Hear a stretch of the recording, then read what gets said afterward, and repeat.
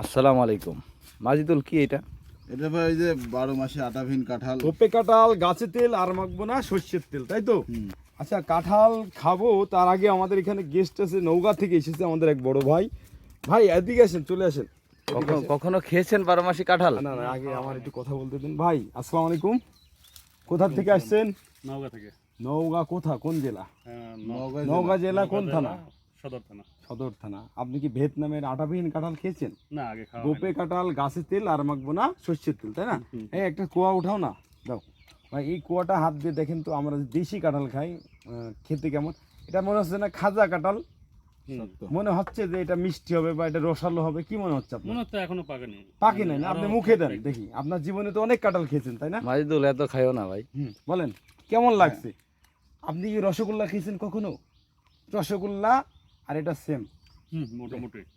ভাই, এটা আপনি মনে হচ্ছে খুব শক্ত, মুখে দেওয়ার পরে এখানে আপনার কি হবে, মনে হবে যে আপনি এটা রসগোল্লা খাচ্ছেন। আপনি খেয়ে দেখেন, খাওয়ার পরে অনুভূতিটা। একটা তুললো তো, আর একটা কোয়া তুললো।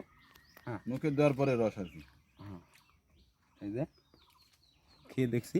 কেমন ভাই? মুখে দেওয়ার পর মানে এমনিতে শুকনো শুকনো, মুখে দেওয়ার পর ওই রসগোল্লার যেটা বললেন